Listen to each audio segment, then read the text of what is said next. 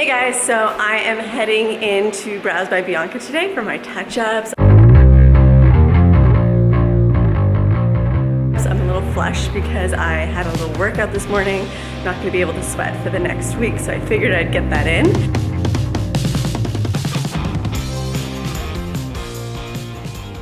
Wait, maybe that didn't start. Okay, now it started. Off to a great start, yeah. So I'm back here with Nicole from Brows by Bianca, and we're doing my touch-ups today. I actually filled in my brows so she can kind of get an idea of how I typically fill them in, because I've never done that for her. I probably should have done that in retrospect at the beginning. It's totally okay. So yeah, I'll take a look at them, see how much has faded, and kind of like adjust the color, the size, give her a little bit more of a longer brow, because that's, I know she likes that. Yes. So yeah, we'll get started now. Okay, cool. So you can see here that we went pretty light on her brows the first time. Sometimes I'll go more conservative on a client if they're nervous or if we're unsure how their skin's gonna take to pigment. So we definitely went a bit light, and now having seen how she heals and how her skin has taken the pigment, we can go a bit darker, we'll go a little bit thicker, and we'll extend her tails because I know that's the look that she really likes. So yeah, we'll go a little bit more today, but I'm pretty happy with how her skin has taken these strokes. Those look pretty sharp. I'm thrilled with that. But yeah, in terms of the rest of the brow and the powder that we do, we'll definitely go a bit darker and adjust the shape slightly.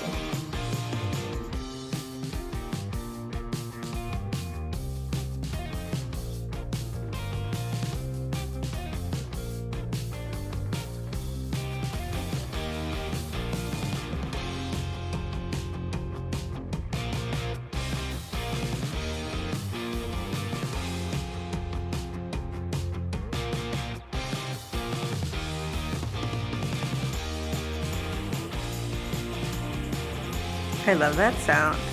Isn't it great? I remember last time though, how like crazy watery my eyes got, and I was sneezing like crazy. Yeah, because we did the microblading at the front. Yeah. And that's what, it very much does that to people. So we're actually doing the shadow all the way to the front this time, right? Yes.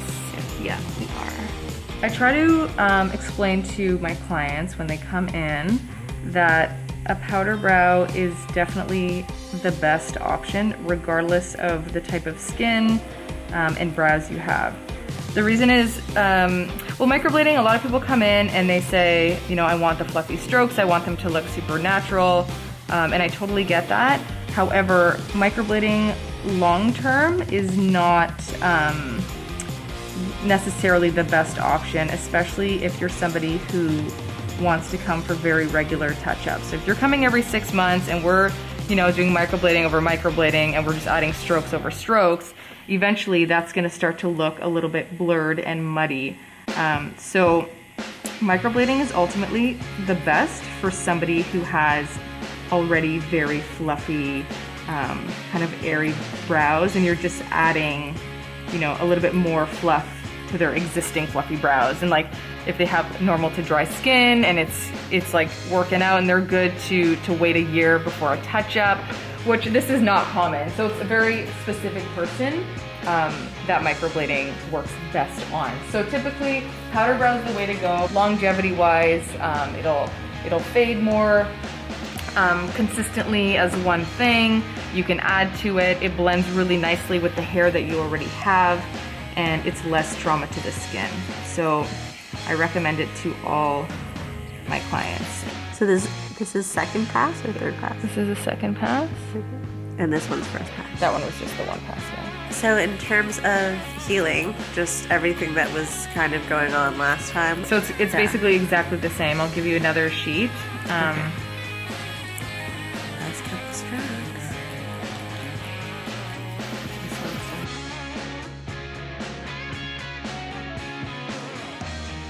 So after this, every 6 months, I'll be coming in for touch-ups. Hi, so I just got home from my appointment with Nicole. I am loving the touch-ups. I think they're looking great, and I can't wait to see how they look after they heal. If you have any questions about my microblading journey, feel free to leave those questions in the comments below. Otherwise, I hope you enjoyed these videos, and I'll see you guys again next time. Bye!